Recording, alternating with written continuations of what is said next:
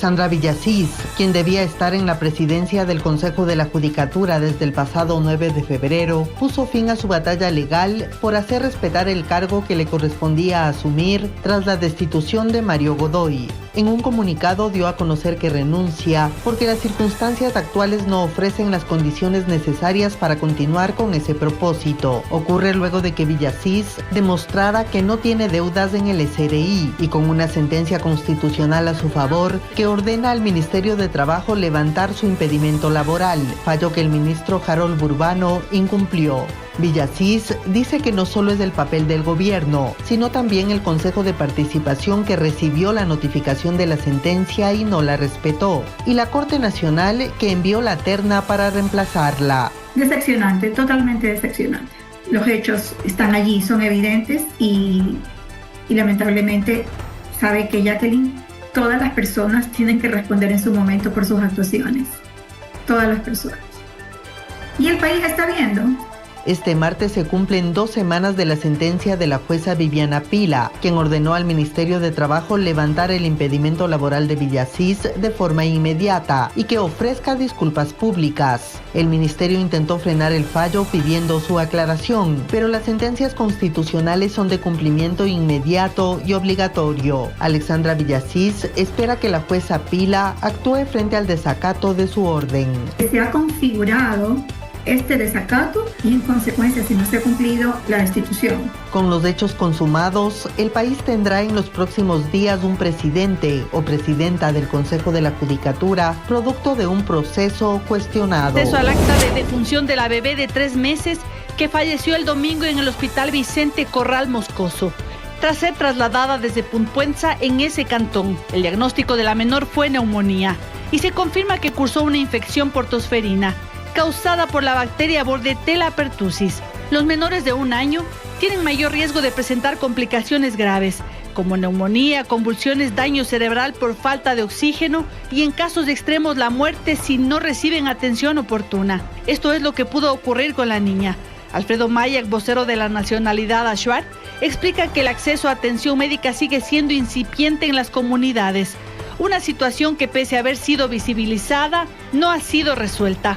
Lamentablemente, los mismos personales de salud que viven en el territorio Achuar me reportaron diciendo que no hay medicamentos, no hay insumos médicos.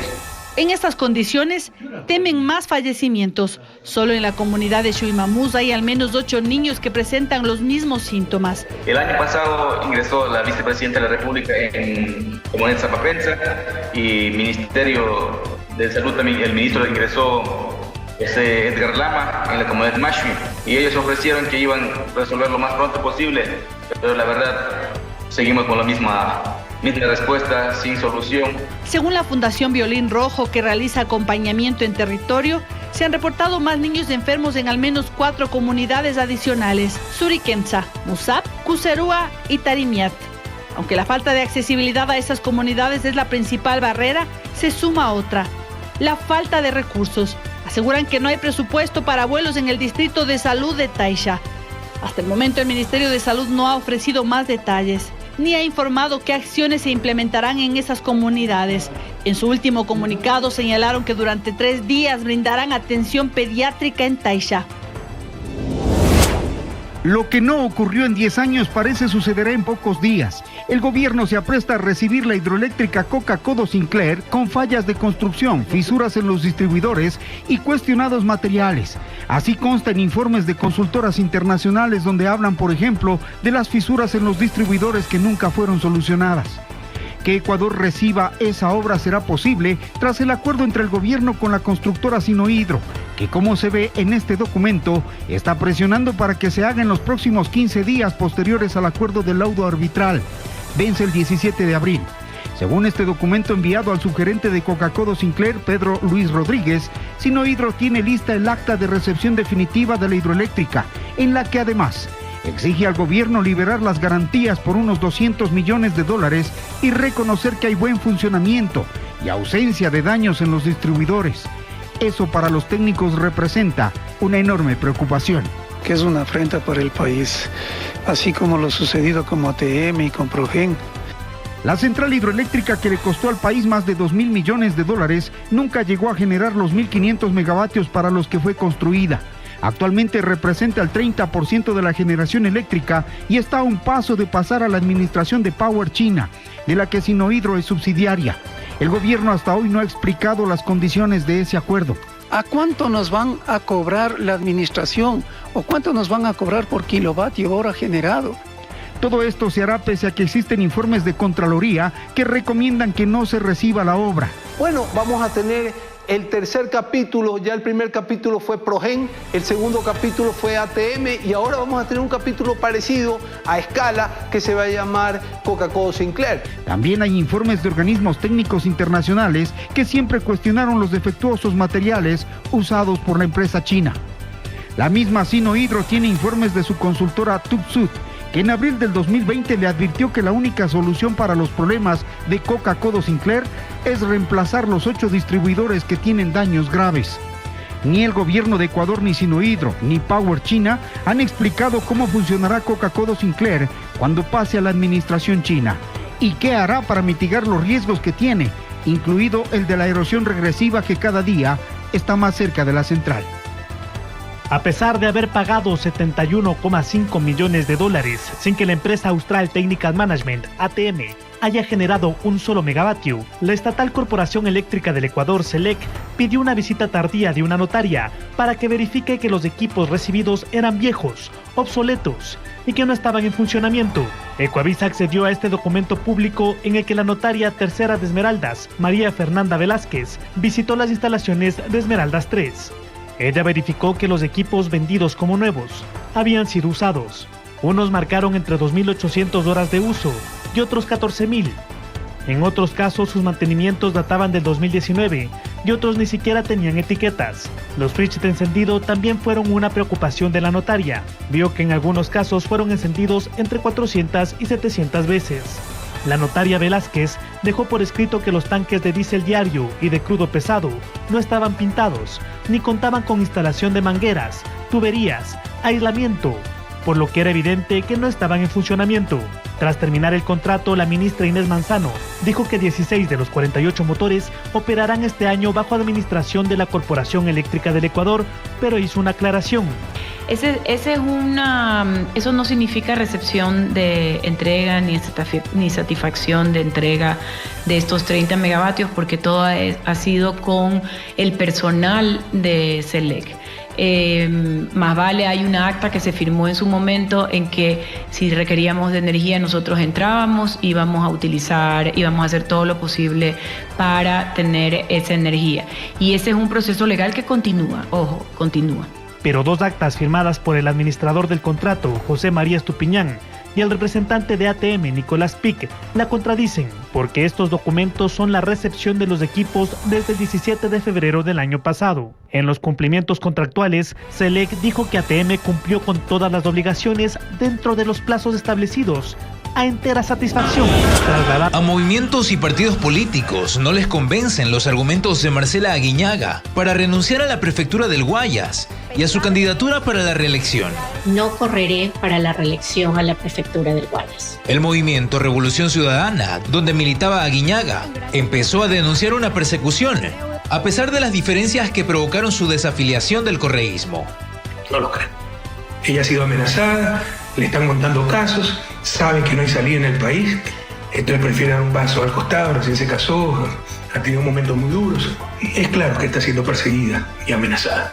Los dirigentes del movimiento Unidad Popular consideran que la decisión de Aguiñaga es un efecto de las actitudes autoritarias del gobierno de Noboa. Y obviamente nos pone un tema en el país donde se proscriben a partidos políticos, donde se inclina la cancha adelantando las elecciones y donde eventualmente se elimina adversarios por la vía judicial. Y hemos visto cómo, en el caso del alcalde de Guayaquil, ese fue el camino para eliminar la competencia política por parte del gobierno. El presidente nacional del Partido Social Cristiano asegura que no tiene pruebas para afirmar que existe una persecución en contra de Aguiñaga, pero sí tiene claro ¿Cuáles son las intenciones del gobierno en la contienda electoral? Hasta ahora el gobierno lo que ha venido demostrando es que quiere eliminar a los adversarios políticos. Prácticamente el gobierno quiere que haya un bipartidismo en el Ecuador y desaparecer al resto de las fuerzas políticas, desaparecer a los verdaderos contrincantes. Aunque Aguiñaga argumentó motivos personales al anunciar su renuncia, coincide que esa ocurre 2 días antes de rendir su versión libre y voluntaria dentro del caso Caja Chica, donde la Fiscalía investiga un presunto financiamiento irregular que provino de Venezuela para la campaña presidencial del correísmo en 2023. Está Cristian Lara, exfutbolista ecuatoriano conocido como el Diablito Lara. Según la policía, era quien conducía el vehículo sin placas en el que planificaban huir los 4 sujetos que ingresaron a un local de tecnología para asaltarlo. Después de un cruce de balas con la policía, los 4 sospechosos fueron detenidos y neutralizados. Tenemos varios casquillos también y también varios objetos electrónicos, los cuales han sido recuperados de manos de estos antisociales. Los 4 detenidos son de nacionalidad ecuatoriana, entre ellos, reiteramos, el exfutbolista ecuatoriano que participó en varios equipos del país, incluso en la selección nacional, Cristian Lara, conocido como el Diablito Lara, quien a propósito tenía también una boleta de apremio por un juicio de alimentos que se presentó en su contra. En medio de abrazos y lágrimas fueron recibidos 18 pescadores del barco Don Maca, reportado como desaparecido la semana anterior. La tripulación ecuatoriana arribó la mañana de este martes al aeropuerto Eloy Alfaro de Manta. Ahí aseguraron que el pasado 26 de marzo fueron blanco de un ataque en alta mar por parte de fuerzas militares extranjeras mientras realizaban faenas de pesca. ¿La bomba dónde cayó? En primera parte de atrás, la popa. Los gatos del barco lo volaron. Que si una cuarta más pegan en los cilindros, ni estuviéramos aquí. Relataron que mientras el barco se incendiaba, utilizaron una de las 6 lanchas auxiliares que habían llevado. Lo hicieron para acercarse a la embarcación que los interceptó. Según su testimonio, horas después fueron llevados con personal de la Marina de El Salvador. Ellos los resectaron para posteriormente repatriarlos. Y a lo que dicen suban, a los que vamos subiendo los abordan, a uno cada uno. El primero fue el herido, los esposaron, lo pusieron la capucha. Y de ahí viene el bombardeo ya del barco. Cuando estábamos arriba, al barco lo cogieron, lo hundieron con el barco y las lanchas. Los americanos fueron a entregarlos a nosotros, a los salvadoreños. Y nosotros decimos, ¿por qué? Dicen, no, porque ustedes están en aguas ecuatorianas. Nosotros no podemos pasar a aguas ecuatorianas porque después hay problemas con los gobiernos. ¿Cómo pudieron reconocer que realmente eran norteamericanos? ¿Por qué? Porque ayer un compañero que vino herido, él trajo un pantalón que le brindaron los americanos y se lo pusieron. Ese pantalón tiene que estar por aquí ya. El barco Don Maca zarpó desde Manta el 17 de marzo con 20 personas a bordo. Es un pesquero de 35 toneladas. Según sus propietarios, su hundimiento representa pérdidas que bordean los $400,000, ya que no tenía seguro. Nosotros fuimos a pescar, que no fuimos a hacer nada indebido. Ya tenemos los abogados que están estudiando el caso para dirigirnos a las entidades competentes. Los 18 hombres serán sometidos a evaluaciones médicas y psicológicas coordinadas por el municipio de Manta. Los otros 2 pescadores habían llegado al país el lunes y fueron trasladados al hospital Rafael Rodríguez Zambrano. Ellos no pueden mantener una conversación, los pacientes están conmovidos, están disociados, entonces aparentemente se los ve bien, pero cuando se topa el tema como tal, los pacientes se los ve que está afectado la parte psicológica. Hasta el momento no existe un pronunciamiento oficial sobre este incidente denunciado por los pescadores. Televistazo consultó a la Armada del Ecuador, al Comando Conjunto de las Fuerzas Armadas y al Ministerio de Defensa para conocer si tienen información sobre este supuesto ataque en alta mar, pero hasta el cierre de este informe no se obtuvo una respuesta. El exdirector de responsabilidades de la Contraloría General, Luis Miño, fue sentenciado en un juicio abreviado a 12 meses de cárcel y al pago de $56 millones por el caso Celu. Él fue investigado junto al entonces Contralor Pablo Celi por tráfico de influencias al desvanecer una glosa de $111.9 millones a favor de la Telefónica Claro. Responsabilidad civil impuesta tras detectar irregularidades en una adenda de asignación de frecuencia. Este lunes, Miño aceptó su participación y responsabilidad en los hechos imputados y recibió la sentencia reducida. El proceso penal del caso Celu se inició a mediados de 2024. Se reactivó en diciembre de 2025 con la captura de Miño, quien decidió cooperar con la Fiscalía y se convirtió en testigo protegido. Según la Fiscalía, en su testimonio anticipado, Miño dijo que el 28 de junio de 2019, Celi lo llamó a su despacho y le ordenó el desvanecimiento inmediato de la millonaria glosa. Sin revisar el informe, lo humilló y lo entregó a Celi. También admitió que por coacción del excontralor presionó a sus subalternos para ejecutar el desvanecimiento. De su lado, Celi, quien está con arresto domiciliario, irá a audiencia preparatoria de juicio por este caso. Él ya tiene una sentencia de 13 años y 4 meses de cárcel por delincuencia organizada en el caso Las Torres, que investigó un esquema de corrupción para desvanecer glosas, y tiene un llamado a juicio por cohecho en el caso Chinacam por la gestión de dineros a cambio de desvanecer glosas a la empresa No Limit, proveedora de Petroecuador. Esta noche a las 7 horas de Ecuador vence el plazo dado por Donald Trump al régimen iraní. ¿Qué puede pasar a partir de esa hora? Un gran ataque combinado de Estados Unidos e Israel contra la infraestructura en sectores energéticos, por ejemplo, como plantas eléctricas operadas con energía nuclear, puentes y carreteras. El gobierno de Irán ha llamado a miles de personas a rodear esas instalaciones y ha dicho que están dispuestos a sacrificarse por protegerlas. El mensaje más reciente de Trump, publicado esta mañana en su red social, dice: esta noche morirá toda una civilización para no volver jamás. No quiero que eso suceda, pero probablemente ocurrirá. Lo descubriremos esta noche, en uno de los momentos más importantes de la larga y compleja historia del mundo. 47 años de extorsión, corrupción y muerte llegarán a su fin. Dios bendiga al gran pueblo de Irán. Trump espera que hasta esta noche Irán acepte el plan para un alto al fuego y abra el paso por el estrecho de Hormuz. Deje atrás el régimen islámico, el apoyo a organizaciones terroristas y opte por incorporarse a la comunidad internacional. El vicepresidente J.D. Vance, de visita oficial en Hungría, dijo este mediodía: queremos un mundo donde el petróleo y el gas fluyan libremente. Y añade: eso no sucederá si los iraníes siguen cometiendo actos de terrorismo económico. Así que deben saber que contamos con herramientas en nuestro arsenal que no hemos usado. Pero anticipa que habrá intensas negociaciones políticas y diplomáticas de última hora para presionar a Irán. Agencias de prensa iraníes señalan que hoy más temprano han sufrido ataques en las instalaciones de almacenamiento de petróleo más grandes del país, ubicadas en la isla de Hark, frente a la costa en el Golfo Pérsico. Y así también, desde Israel, Arabia Saudita y Emiratos Árabes Unidos, hay reportes de la caída de misiles iraníes como represalia. Que terminó con 11 votos a favor, 2 en contra y 2 abstenciones, se realizó horas antes del ultimátum fijado por el presidente de Estados Unidos, Donald Trump, quien advirtió a Irán con atacar a su infraestructura si no permitía el tránsito por esa vía. La propuesta original autorizaba el uso de todos los medios, incluida la fuerza militar, pero tras la oposición de Rusia, China y Francia, fue modificada para limitarse únicamente a medidas defensivas.